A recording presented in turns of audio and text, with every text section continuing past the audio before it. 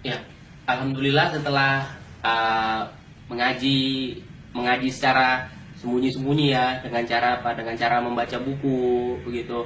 Karena kan selama ini sebenarnya ada keinginan terpendam anak itu untuk bisa bisa membaca karya-karya ulama itu yang lain gitu, di luar Jokam begitu kan. Alhamdulillah ditunjuki kawan ada buku-buku Ahlussunnah wal Jamaah yang bermanhaj yang jelas kan begitu, bisa tersebar di mana-mana. Alhamdulillah. Rupanya di balik itu, rupanya istri saya ini karena kebetulan waktu itu sudah dari mulai anak baca buku itu berarti kurang lebih istri itu dari sudah hamil sekitar 3 atau 4 bulan. Dari hamil istri 3 atau 4 bulan, istri sudah melihat tingkah laku saya yang aneh.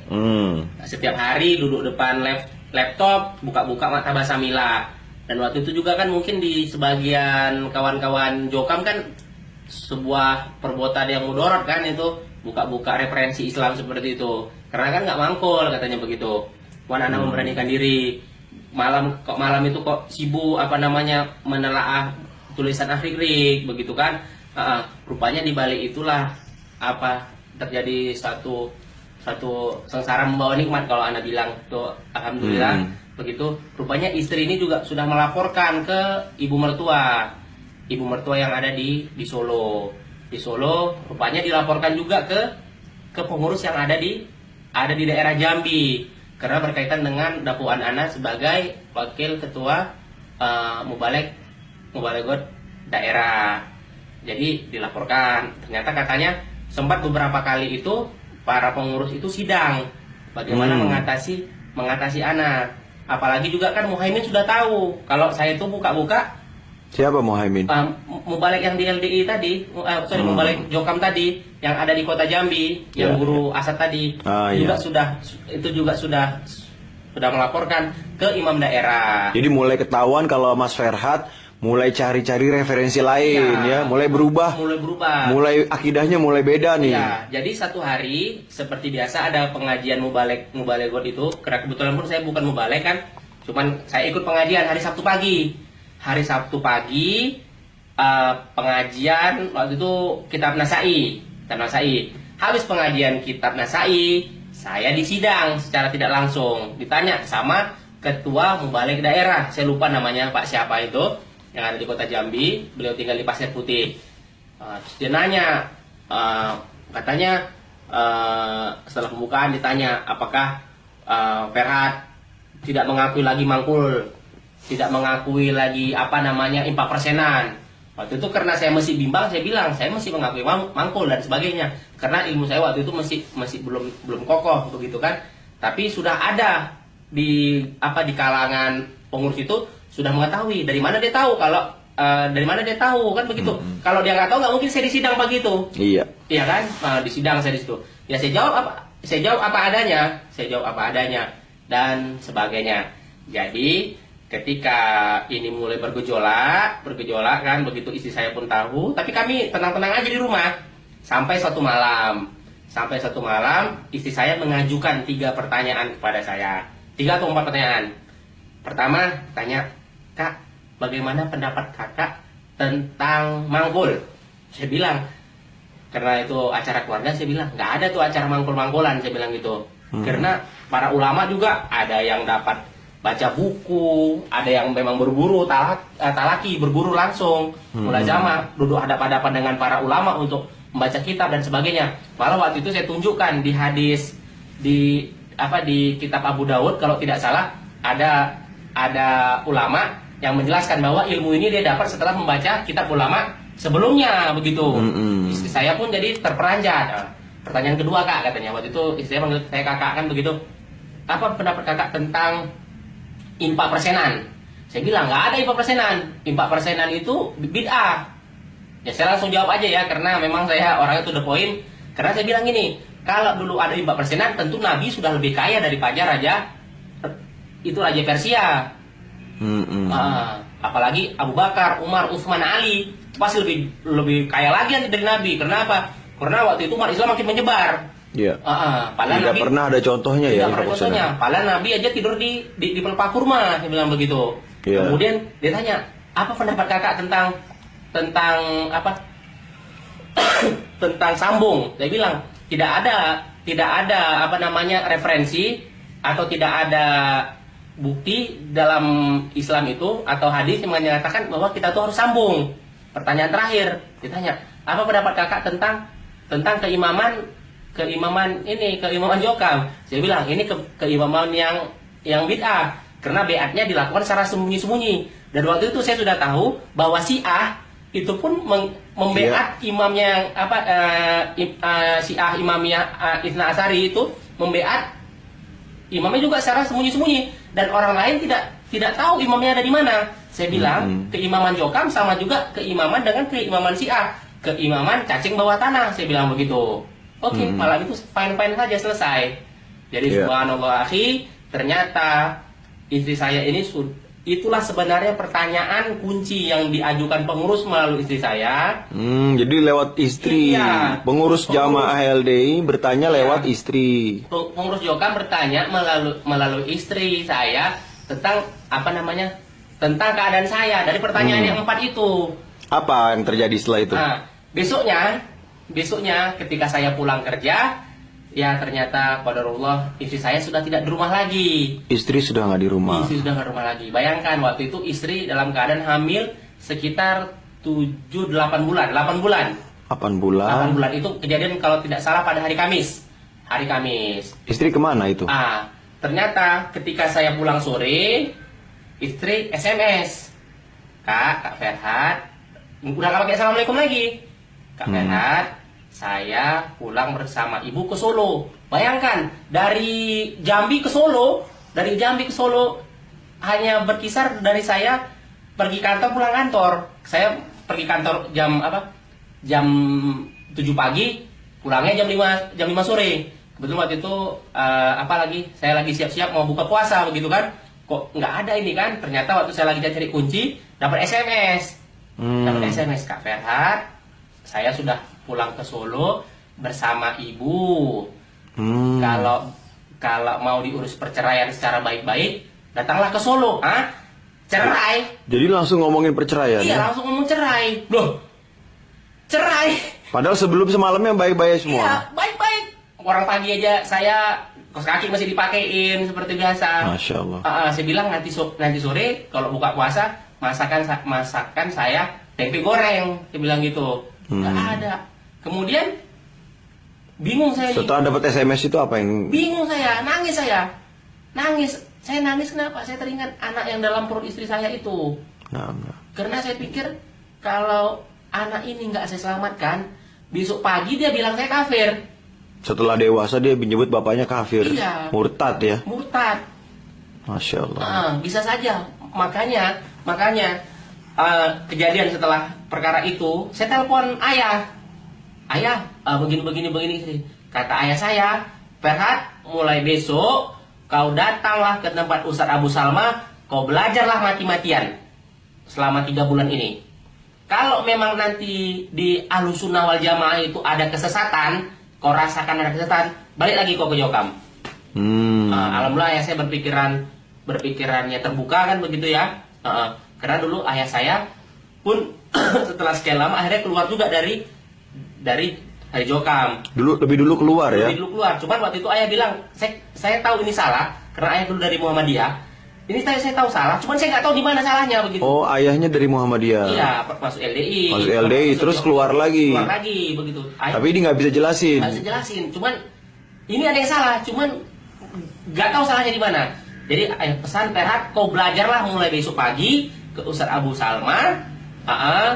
Carilah kabar di sana. Kalau memang nanti di Ahlussunnah wal Jamaah itu sesat, balik lagi kau ke Jokam. Telepon Ahri-Grik. Kata Ahri-Grik, wah Ahri-Grik bingung juga. Kayak mana nih kata Ahri-Grik kan? Kata beliau, tenang aja. Insya Allah nanti setelah anak antum lahir, istri antum pasti pulang katanya begitu. Ya insya Allah. Nah jadi mulai akhirnya saya carilah kiri kanan kabar-kabar segala macam. Rupanya pada hari Rabu itu mertua saya, semoga Allah menjaganya, itu ternyata sudah datang ke Jambi. Sudah datang ke Jambi. Setelah itu saya SMS mertua saya bilang, ibu sampai hati benar ibu ke Jambi tidak melihat saya. Ibu langsung pergi gitu saja. sama kayak saya. Kebetulan alhamdulillah mertua saya ini sangat sayang pada saya. Nah, beliau juga rupanya menangis begitu kan. Jadi disitulah saya tahu rupanya saya ini sudah dicap murtad, sudah dicap kafir, sudah dicap segala macam. Jadi istri dibawa lari ibu ke Solo karena Mas Ferhat ini sudah dianggap keluar dari jamaah LDI ya, sudah dianggap kafir, murtad. Ya. Sehingga nggak boleh lagi bareng dengan istrinya gitu ya. Dan istri langsung SMS mengenai perceraian. Terus apa yang Mas Ferhat lakukan? Jadi waktu itu kan ternyata HP istri itu mati kan gitu, nggak bisa dihubungi begitu. Saya kemudian ke masjid, saya tetap ke Masjid Jokam dan saya tetap bertingkah seperti biasa. Sebenarnya mereka udah tahu kan, cuma saya cuek-cuek saja kan begitu. Tapi sejak dari itu saya selalu menyempatkan diri belajar ke tempat Ustaz Abu Salma setelah pulang kantor. Jadi berapa lama itu? Artinya gini, teman-teman di Masjid Jokam, Masjid Jamaah LD ini tahu dong istrinya dibawa lari kan? Iya tahu. Cuman saya cuek-cuek aja waktu itu. Nggak laporan? Laporan ke orang itu? Iya. Enggak, saya diem aja. Kalau ditanya orang kemana? Pulang kampung, saya bilang gitu aja. Ditanya orang-orang kantor juga, istrinya kemana? Pulang kampung, udah selesai. Karena waktu itu yang saya pengen selamatkan lebih dulu bukan perkara mencari-cari orang gitu, tapi saya pengen selamatkan dulu akidah saya. Agama dulu cari tahu ya. Saya cari tahu dulu agama saya. Kalau nanti memang di Ahlus Sunnah wal Jamaah ini, sesat, di manhaj salaf ini memang sesat, ya saya balik lagi. Setelah setelah besok paginya itu hari Kamis kejadian, hari Ahadnya pengajian pertama saya, taklim pertama saya di masjidnya Ustaz Abu Salma. Alhamdulillah. Di situ ternyata tahu, terbukalah semua yang ada di kepala saya ini. Alhamdulillah pelan-pelan. Semua pertanyaan sejak lahir. Iya, sejak lahir itu alhamdulillah terbuka pelan-pelan. Jadi yang sesat Ahlus Sunnah wal Jamaah apa Jokam nih? Jokam. Masya Allah. Jadi tetap saya tetap ngaji. Udah. Berikutnya 1,5 bulan kemudian anak saya lahir di Solo. Saya nggak tahu, dan saya tuh di SMS-in. Istri saya seperti saya ini orang lain. Alhamdulillah telah lahir putri kami. Berat sekian, panjang sekian, pada hari sekian. Ya Allah. Bukan kayak anaknya sendiri gitu ya? Bukan anak saya, ya Allah. Saya telepon tuh istri nggak ngangkat. Bukan telah lahir anak kita, Mas, gitu bukan ya? Kan, jadi saya baca kayak saya ini orang lain gitu. Kayak dapat berita dari teman. Kayak teman saya yang La ilaha illallah. Kayak saya dapat Iya. dari Adam gitu kan, atau siapa telah lahir, atau dari saudara saya di mana panjang sekian berat sekian. Ya elah, jadi saya siapa nih? Saya pikir gitu. Alhamdulillah lah, dari situ ketika SMS sudah masuk, alhamdulillah berarti terbuka bahwa saya bisa SMS sama istri. Dapat nomor istri yang baru? Enggak, nomornya tetap yang lama. Nomor yang lama. Cuman waktu itu HP-nya dinonaktifkan begitu kan. Saya pun terus mencari kabar waktu itu melalui tetangga istri saya, Bapak Kepala Desa. Saya telepon Kepala Desa yang ada di Solo sana, di Sukoharjo sana tepatnya. Pak, kayak mana kabar istri saya? Kata Bapak Kepala Desa, nggak apa-apa Mas Ferhat. Istri udah jalan-jalan jalan-jalan sore gitu untuk melahirkan. Itu Jokam? Bukan Jokam. Bukan Jokam. Jadi saya tanya lah gitu, ternyata alhamdulillah istri saya baik-baik aja. Jadi pun saya pun tenang kan begitu. Ketika saya dapat kabar, ayah saya ngotot. Saya yang ngotot. Saya mau lihat anak saya. Iyalah. Iya, saya ngotot, saya pengen lihat anak saya. Anak saya dari daging saya. Saya pengen peluk anak saya. Cuman waktu itu ayah saya melarang. Kata ayah, kalau kau pergi sekarang Ferhat dan akidahmu belum jelas, kau bisa masuk Jokam lagi, kata ayah. Oke ya kalau gitu, saya bersabar. Dapat SMS lagi dari istri. Ini mau akikahan. Ini mau akikahan.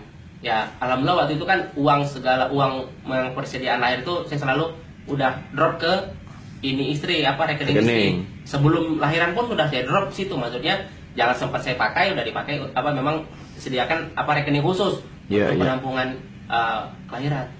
Ini mau akikahan, saya bilang. Berikutnya lagi ditanya, ini namanya siapa? Saya bilang kasih namanya Fadilah begitu. Alhamdulillah diterima, tetap dipakai. Oke, saya cuekin, saya bukan mencuekin ya, saya biarkan yang berlalu sambil saya terus pasrah berdoa kepada Allah. Karena waktu itu pun istri agak payah dihubungin. Nah, ini saya bukan menceritakan aib keluarga saya, bukan. Tapi inilah yang akan kalian dapatkan, teman-teman dapatkan kalau kalian terjebur masuk ke LDI. Mungkin jatuhnya kayak gini nih. Ya.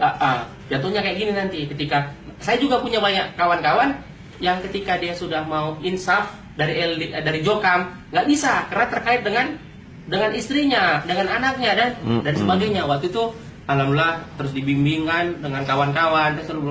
Saya belajar tawakal, saya belajar pasrah bahwa ini hanya sementara, istri, anak semuanya itu hanya titipan dan sebagainya. Cuman di satu pihak lain saya berpikir sebagai manusia, bagaimana kalau anakku ini tidak kenal dengan aku? Iya, betul. Iya, dan kita berpikir bagaimana akidahnya anakku kelak? Iya, tanggung jawabnya. Iya, kayak mana? Sempat juga terbayang waktu itu nanti anak ini kalau misalnya pun nggak kembali kami lagi bersatu orang tuanya di usia 7 tahun dia mau saya ambil walaupun itu sampai lewat ke pengadilan. Jangan sampai anak saya ini berakidah sebagaimana kakek neneknya atau sebagaimana saya dulu. Sehingga sering setiap hari saya SMS istri saya. Dinasehatin. Iya, nasihatin apa itu akidah yang benar kan begitu saya SMS-in.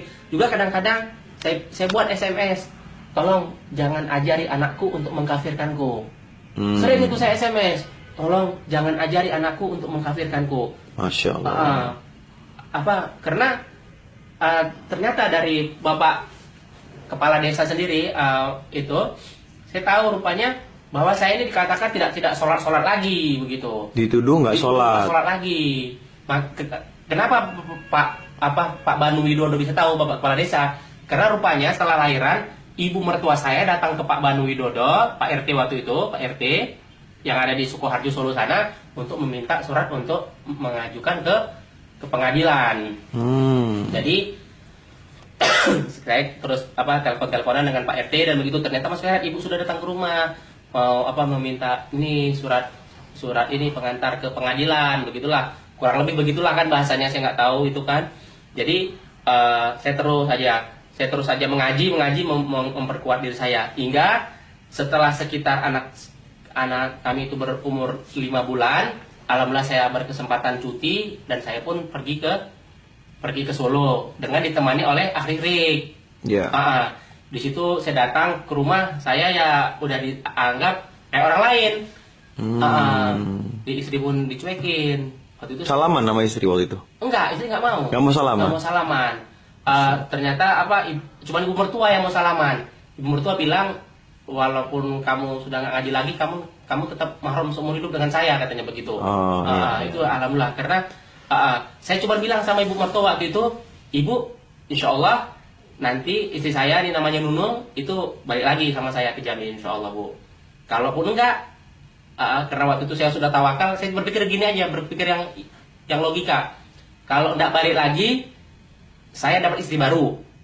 Kalau balik lagi, alhamdulillah saya punya istri dan punya anak. Sebelum saya berangkat ke Solo, saya SMS sama kawan saya tulis di Yahoo Group sama kawan-kawan itu anak-anak stan. Saya tulis teman-teman, alhamdulillah saya sudah saya menemukan akidah yang benar kan begitu. Marilah sama-sama kita berpikir.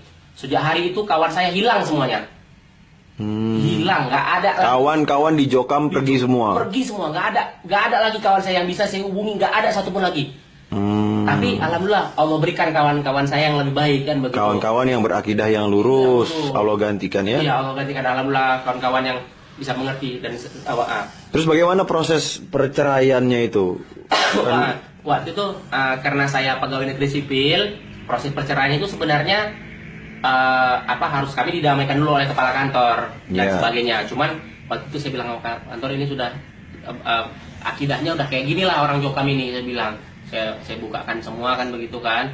Kemudian waktu itu akhirnya ya udah kalau begitu kamu urus saja Ferhat katanya begitu. Akhirnya saya minta izin, saya pergi ke Sukoharjo Solo dengan Ari Rik. Sampai di sana saya ketemu istri saya kan nggak mau salaman, saya ketemu ibu mertua. Dan kami pun bukan ketemu di rumah mertua, tapi ketemu di rumah Mbah Ro. Mbah Ro ini kalau nggak salah ini pengurus daerah Sukoharjo Kota. Mbah Ro ini guru SD kalau nggak salah.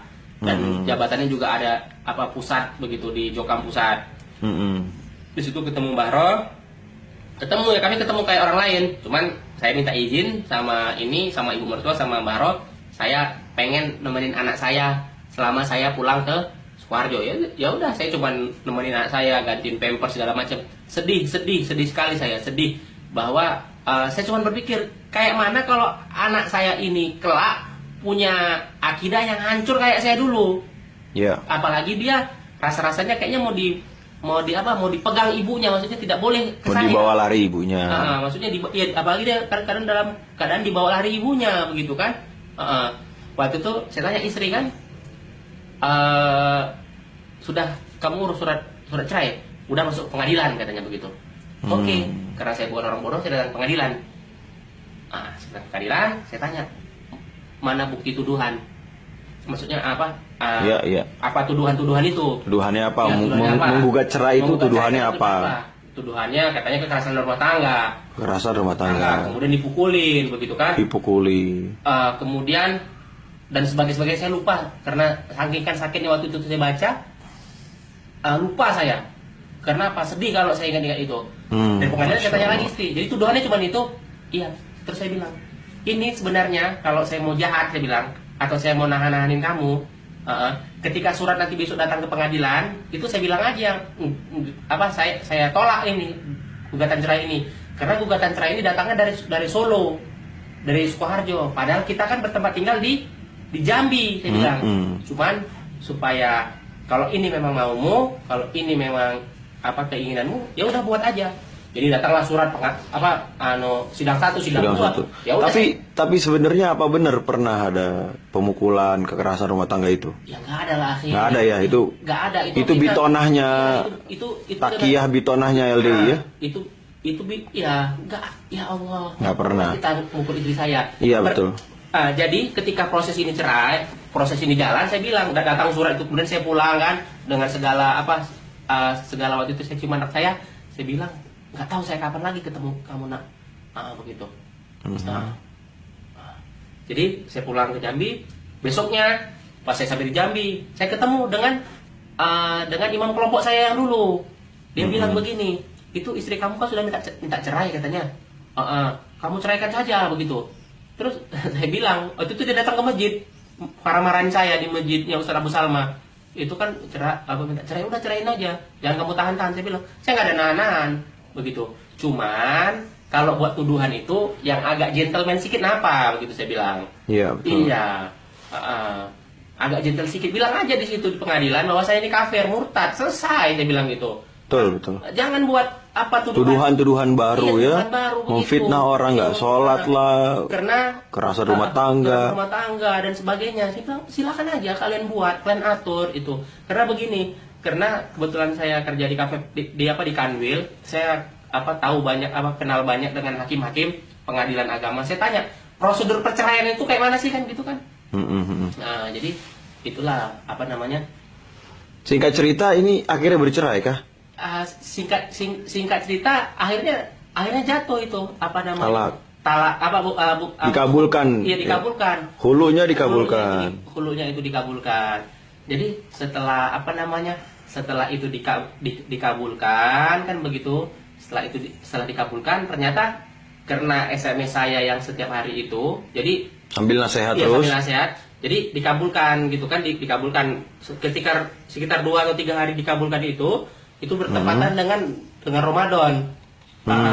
Rupanya di Bali itu ketika proses itu sebenarnya istri saya ini setelah ceritanya ini dia nggak tahu apa itu, semua itu udah diatur rupanya. Diatur sama pengurus Jokam LDI. LDI. Pengurus Jokam, udah diatur pengurus Jokam. Jadi sambil itu berlangsung rupanya istri saya ini karena salah SMS, saya juga buat blog kan begitu kan.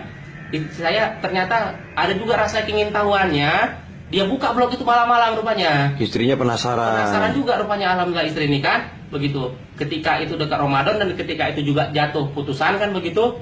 Ketika Ramadan pertama istri saya bilang, kakak benar ya ternyata Jokam sesat katanya gitu.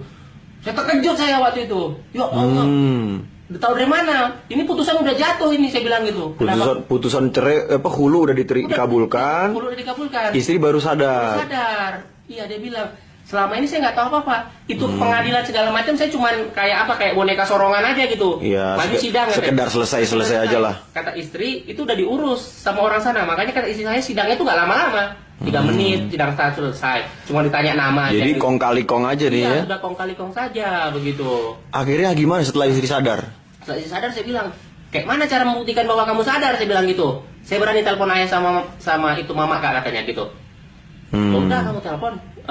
Jangan perlu tahu ya, mama sama ayah saya sekarang udah ngaji Ahlussunnah wal Jamaah, saya bilang gitu. Berani ya, cerita sama ayah. Akhirnya dengan bantuan Pak D-nya, alhamdulillah Pak D-nya istri, abang ayah istri ini, istri itu akhirnya juga melarikan diri dari. Akhirnya istri melarikan diri dari Sukoharjo. Dari Sukoharjo, dari rumahnya. Dari rumahnya ibunya. Dari rumah ibunya. Dan waktu itu dibantu oleh Pak D-nya. Pak D-nya Jokam apa bukan? Pak D-nya orang awam, orang umum. Bukan Jokam LDI ya? Sewaktu itu ketika istri mau pergi ternyata hampir ketangkap sama ibunya kan begitu. Ketangkap sama ibunya, kemudian ibunya nangis, dipanggil pengurus begitu kan? Iya. Jadi istri saya membantah kan begitu, dan membantahnya tidak bisa dibantah lagi oleh Mbah Ro dan kawan-kawannya itu. Jadi akhirnya diangkat sumpah bahwa istri saya tidak dianggap lagi anak. Diputus nasabnya. Tidak lagi boleh menjejakkan kaki di Sukoharjo. Tidak lagi boleh menjejakkan kaki di rumah ini. Jadi istrinya sadar mau balik lagi ke Mas Ferhat, tapi harus lewati diputus nasabnya oleh ibunya sendiri. Iya. Oke, kata istri saya. Alhamdulillah istri pun pulang. Jadi kejadian sampai hari ini, ibu mertua, kakak ipar saya, adik ipar itu menganggap kami ini tidak ada. Sampai hari ini kami masih berjuang bagaimana caranya agar bisa bersatu lagi keluarga. Iya, keluarga. Karena ibu pun kalau di SMS hanya dulu hampir 2 tahun belakang, 2 tahun yang lalu tidak bisa di SMS sama sekali. Gak mau balas apa? Mau balas apapun. Telepon nggak diangkat, apapun nggak diangkat. Jadi ya begitulah, sampai hari ini ibu mertua masih menganggap kami Mas Ferhat dan istri kafir dan murtad. Udah nggak dianggap anak lagi ya? Iya, sudah nggak dianggap anak lagi. Terus Mas Ferhat menikah lagi dengan? Iya, karena saya tanya Ustaz Arif bin Badri kayak mana kasusnya. Sebenarnya kalau kata Ustaz Arif bin Badri udah buat akad baru aja katanya begitu. Nikah lagi. Udah nikah lagi, udah selesai. Alhamdulillah. Bersatu kembali. Alhamdulillah kami pun sekarang belajar. Semangat ya di Ahlussunnah. Iya, kami belajar di Ahlussunnah karena kami merasakan, apalagi sekarang kami di Kuta Cane. Kuta Cane kan nggak ada jokam di sana kan. Ternyata kami alhamdulillah bisa dengar roja, bisa dengar kajian. Masya Allah. Nikmat buat hidupnya ya. Iya, jadi ternyata tujuan-tujuan syar'i seperti menyelamatkan akal, menyelamatkan din, hifdzul akal, menyelamatkan agama, menyelamatkan akal, menyelamatkan kehormatan, menyelamatkan keturunan dan sebagainya. Bisa saya dapat sini. Akal saya selamat. Hati saya pun longgar. Tenang ya. Punya akidah yang sahih itu menenangkan. Dulu saya selalu bertanya-tanya, kok bisa Nur Hasan beat gitu. Kemudian kok beatnya bisa nggak ketahuan orang. Kemudian satu pertanyaan saya, kenapa kok dulu Pak Asnawi ya, teman dekatnya Nur Hasan. Nur Hasan itu kok malah nggak jadi wakilnya Nur Hasan gitu. Malah dia cuma jadi imam daerah Malang begitu. Harusnya kan dia pasti jauh lebih jago daripada orang-orang yang membeatnya waktu itu begitu. Tahu jawabannya kenapa? Nggak tahu. Sampai sekarang nggak tahu. Nggak tahu. Nanti kita tanyain ke teman-teman LD yang lain. Iya. Jadi kenapa kok kayak Pak Asnawi ini yang dianggap katanya teman seperguruan kok malah kok lebih jago, misalnya Kasmudi gitu kan? Iya. Lebih jago Kasmudi, lebih jago yang lain gitu. Lebih tinggi karirnya. Ya, lebih tinggi karirnya. Harusnya kalau misalnya kalau mau jujur ya, harusnya ketika Nur Hasan mati, harusnya Pak Asnawi. Iya. Iya, karena sama-sama berguru di mana? Ngakunya sama-sama di Mekah. Iya, ngaku sama di Mekah, sampai di fotonya. Ada dulu juga seperti fotonya Nur Hasan yang dipajang-pajang. Itu saya di rumah nggak mau pasang. Saya bilang, Mungkin pas zaman saya cuma pasang, tapi pas zaman anak saya mungkin bisa disembah. Naam.